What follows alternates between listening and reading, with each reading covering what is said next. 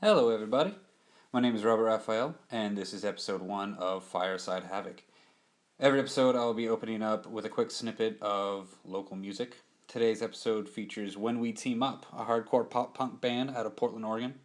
This is the Outpour, or Tongue vs. Sword, off their first demo, EP. It's called Not For Me, But For My Friends.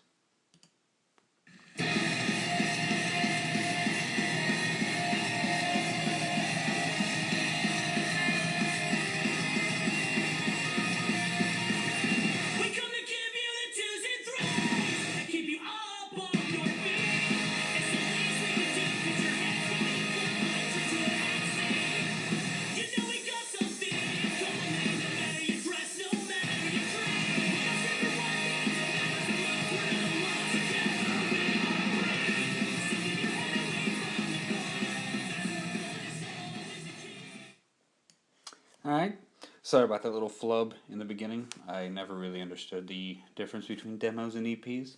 No disrespect to the band, obviously. Yeah, if you know me, we're friends and family, you know I love pop punk. Always been a fan of it since Blink 182. Newfound Glory is what really took it all off, hit or miss.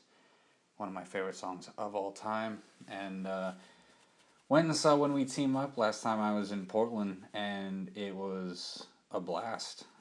Really just kind of captured everything that I love about it.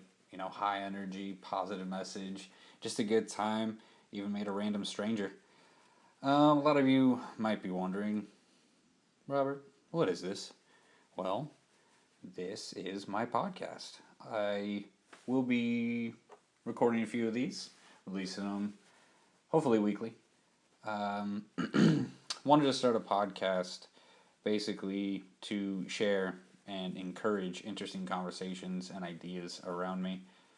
I feel the more that I put out there, the more you guys will respond, give back to me, and make suggestions. Maybe even give me points of view that I never thought before. Just love that shit. Also, it's just for me to have a creative outlet. I can't draw, I can't paint. I try to learn guitar, and that didn't really get anywhere. But one thing that I've always been told is I never know when to shut up, and this is one area where I can just keep talking. And hopefully you guys will listen, and respond, give me feedback, maybe even do a Q&A. Who knows? More importantly, I want to give back to the people who've helped me in the past. I have a lot of friends who are trying to do a lot of really cool things, whether it be organizations that help kids or cool ideas like, providing your own sustainable food source, wind source, water, basically just, doing good things for not only yourself but for your community. And yeah, so today's topic is going to be friendship and kindness. It's kind of why I wanted When We Team Up to be the first band that I featured, because they're just, what an awesome name for reflecting friendship and kindness and about, coming together for a positive motion. I have a lot of really great friends. I'm very, very fortunate for that. I've never really had to look far whenever I was going through a tough time. Usually just a quick phone call away, or just up the street, or, just over at my brother's house, something like that. Anyway, with everything that's been going on, I don't want to beat a dead horse or anything, but, or sound too hippie, but gonna fail that in about 2 seconds. I think that kindness is something that's really missing from everybody. Really, it's kind of shocking to me. Maybe I was just a naive kid and didn't really notice it, or maybe it's the times. I like to think it's the times. Everyone glued to their cell phones, pretending like you're super social because you got 500 friends on Facebook, but all you're looking for is a like, a share, a comment, basically for validation, and that's not friendship. That's not kindness. It's kind of a little selfish. going out of your way just to be nice to somebody is kind of a dying art, I guess. Not even an art, just a dying thing. You know, I drive down a busy road to work and back every single day, and it is so clear that no one really gives a shit about anyone else's well being. You know, just cutting people off, riding on each other's ass, flipping each other off. I mean, I live in Arizona. People get shot because you weren't going fast enough down the road. Excuse me. And, you know, too many times, you know, if you get stopped just doing menial tasks, like going to the store the other day, my wife and I got stopped and a woman was asking us to sign a petition. I watched several people walk past her, not even look her in the eye, not even say no thank you or even acknowledge her existence, just walk on by like she was sickly or something. You know, and we just stopped maybe 3 minutes. We signed 2 petitions and just talked to her for a minute and just let her, you know, vent about everything that she'd been going through. And it's just kind of sad, you know. When did we stop treating other people like they were people? Everyone's a nuisance. Everyone's stopping you from being able to do something that you want to be doing. You know, you just want to go home and catch up on Orange is the New Black or something. I don't know. Or go home, play video games. You just want to sit on your phone. You know, I'm guilty of you know, a few years back when I was taking public transportation to and from work, I put my headphones in, and even if my iPod died, I keep my headphones in so no one would talk to me, just because social interaction has become so uncomfortable because no one knows how to do it anymore. And something that I've really tried to change about myself in the last few years is being able to open up and listen to people, even if they have a difference of opinion or if they're just different from me. Because it gets real lonely when your phone's dead and no one wants to talk to you. And you're stranded on a bus or you're sitting at work. I meet a lot of interesting people at work. I work in a warehouse in Phoenix, and I have a lot of truck drivers coming in and out, a lot of customers. I interact with a lot of people on a daily basis. And something that I've found is that given the platform to just be kind to them, treat them like another person, not just somebody who's, you know, because they're there to give me more work. They're providing my company with more product, and I've got to cycle it. I got to put it through the system. It's boring work. But I take a couple minutes out of my day and I talk to him. You know, there was one guy today, he had a full Mario sleeve. We sat there and we talked about video games, you know, how I've never beat a Mario game. I just can't grasp the concept of them. How my 8-year-old nephew talks shit to me because I can't beat a Mario level. How Destiny kind of sucks now. How The Division has always sucked. Just how Nintendo let us down with not releasing a Zelda game on the Wii U. Anyway, I digress. Just talking to the guy, you know, to me it feels like it's brightening their day a little bit, you know?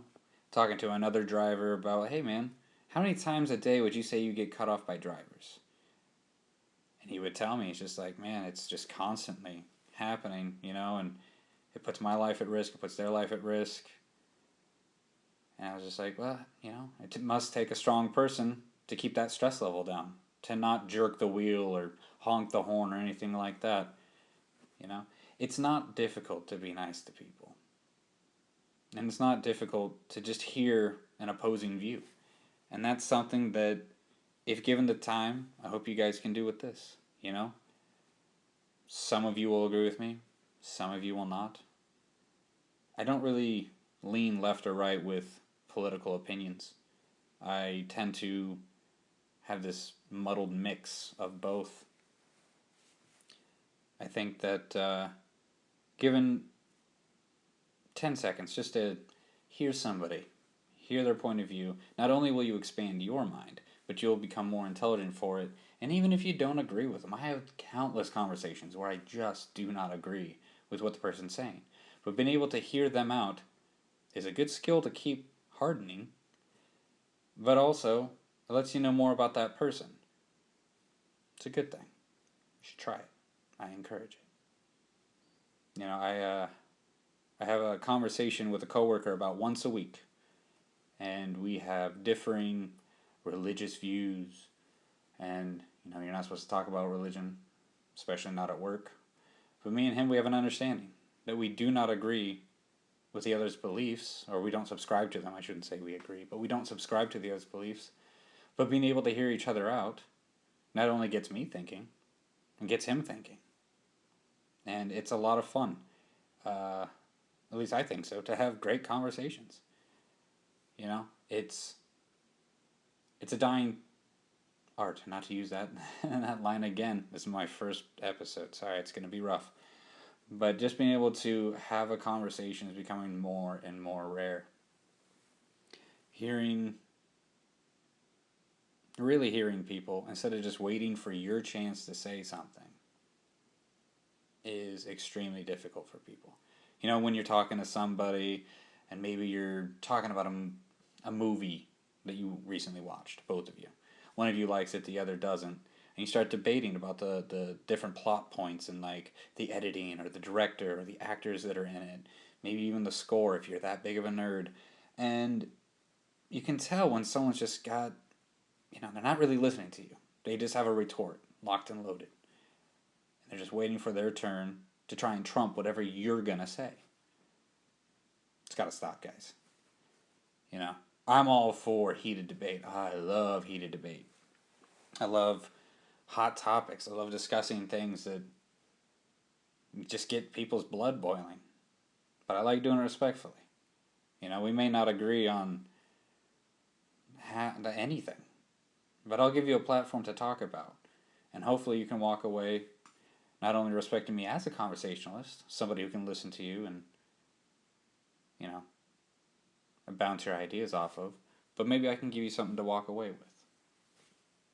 I know this is sounding kind of really pretentious and high and mighty. I really don't think that highly of myself. I'm not the brightest bulb, but I'm still here, still talking. The best way to learn for me is to hear other people talk.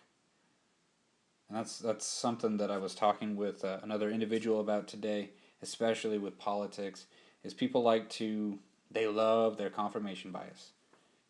If you're conservative, you're going to put on Fox News.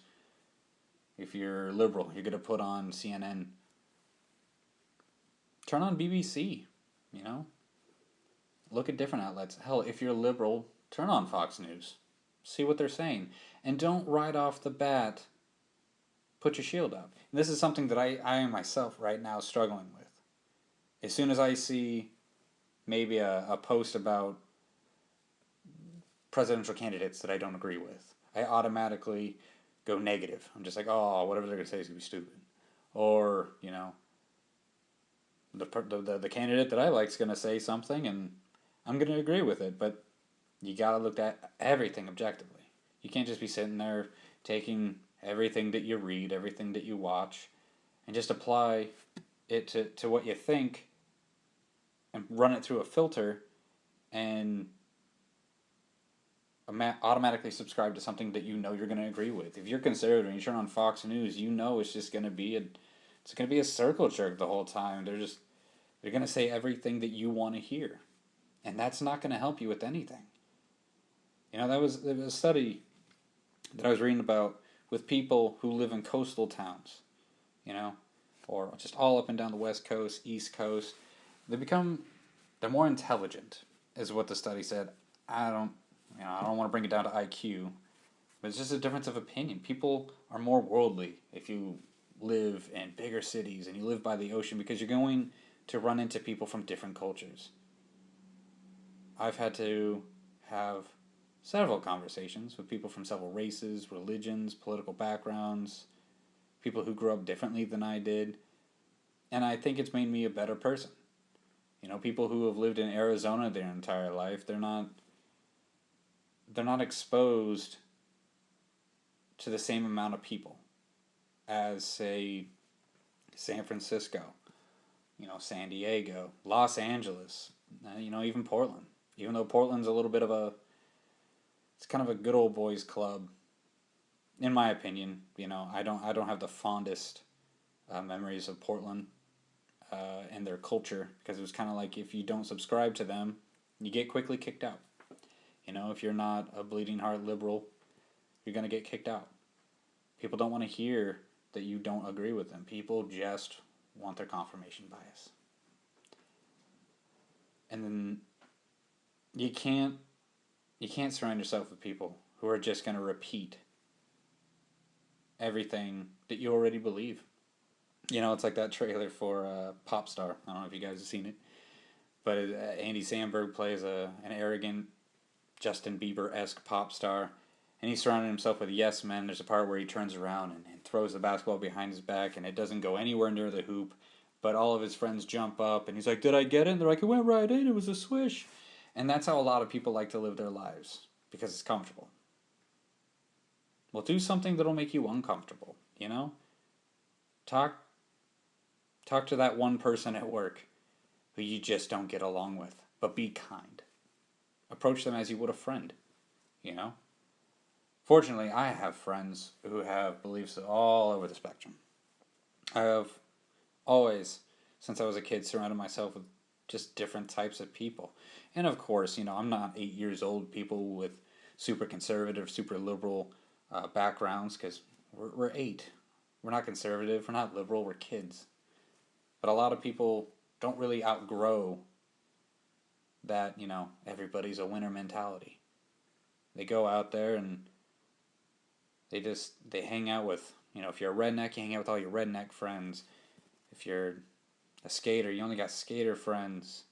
I remember in high school, it was very divided, even amongst the larger community of where we used to hang out, which was the lower lockers.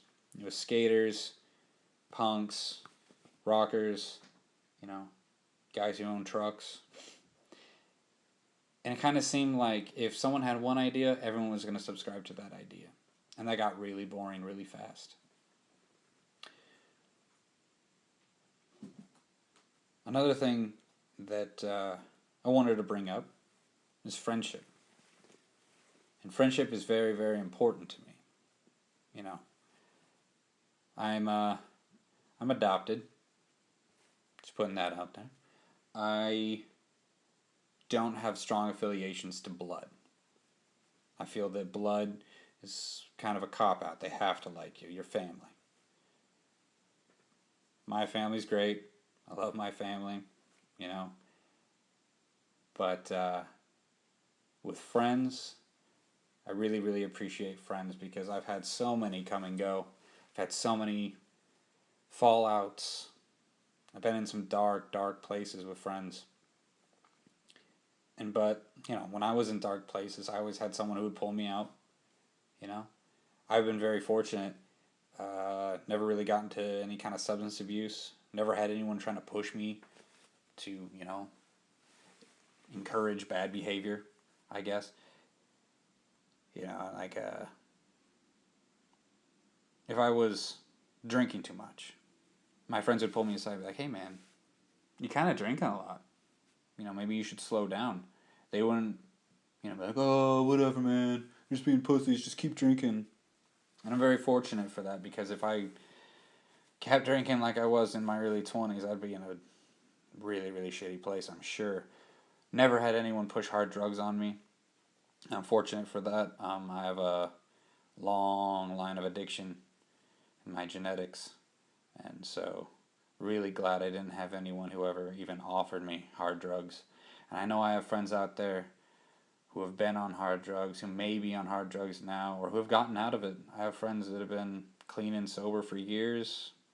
I have friends that have been clean and sober for maybe about 6 hours now. But the thing is I'm always going to be there for them, because I know they're always there for me. And that's something that people are so quickly losing. They're just, again, it's like I brought up with the Facebook thing. It's a friendship count. You got 500 friends. Those aren't 500 close friends. I doubt you could name all 500 people off the top of your head right now. Borderline impossible. That's science. Yeah, just figured it out. It's not about quantity, it's about quality. You've heard that before. But it's true. You know, you can surround yourself with people who you're always going to see at the bar, you're always going to see at the club. You go to shows and it's the same 150, 200 people. Everyone knows your face. Everyone comes up, "What's up, man?" But it's the ones who are going to be there when you're not at your best. When you don't want to get out of bed in the morning. Or you're thinking about depressing shit. I don't know. The friends that are there, who are trying to pull you out no matter what, those are the good friends. You know, I'm on Facebook and I see people talking about how they're on hard times and they're being really hard on themselves. And then you see, it's weird, it's gross, it's so gross. You see like half the people that are like, "Oh, you're fine just the way you are," when they're obviously screaming for help. And then there's the other half who, you know, are just, "If you need someone to talk to, give me a call." Those are great people. You know? Make sure you're surrounding yourself with people who really care, because at the end of the day, you need them when shit goes down. And I know a lot of you out there, you're strong people. You can handle whatever life throws at you, and that's fine. That's great. I wish I had that ability. I tend to internalize a whole lot of emotion, but I have those friends that I can reach out to, who can help me out whenever I'm going through anything. Just make sure that, basically, just make sure you're not surrounding yourself with vampires. You know, leeches, people who just hanging around you because you're fun to drink with. You know, they're not just hanging around you because, you know, a bunch of bands, because you can get them shoe discounts. I don't know. But anyway, this is a real short one, short and sweet. Hopefully it reels you in. I know I'm kind of monotone. I'll work on it. Again, trying to start off every show with a band from local towns. I'm in Arizona, so I'll be featuring some people from Phoenix and Tucson, stuff like that. I'm from Portland, so I'm going to be trying to definitely give a shout out to people in Portland. Didn't like the city. I have a lot of love for a lot of the people out there. Next episode, little teaser, we'll be talking about music and nostalgia, and I will have a guest on, so it won't be so boring. But just do me a favor, if you can. Go out there, and even in your times of stress or anxiety, just be kind to somebody. I know a lot of you probably aren't big fans of Jim Jeffries. I'm a huge fan of stand-up, and I love Jim Jeffries. And I was watching one of his specials recently, and I'm going to butcher it, but basically he says, you know, the only way you can destroy hate is with love. And I know that sounds kind of hippie, but he makes a good point. The only way you can destroy hate is with love. And if you hate somebody and they hate you, that's only going to breed more hate. But if you love somebody, and like, you don't have to be best friends with them, you don't have to do anything, but just treat them lovingly and kind, they can still hate you. But at the end of the day, at least you're not being an asshole. I thought that was cool. I thought that was a good one. It was funny with him. He's a comedian. I'm not very funny. Anyway, if you like the band, link in the description. The band is called When We Team Up. The song is The Outpour, or Tongue vs. Sword. And it's off their demo, not for me, but for my friends. Alright, thanks guys. Thanks for listening. Thanks for checking this out. Please, please, please give me feedback. And I'll see you next time.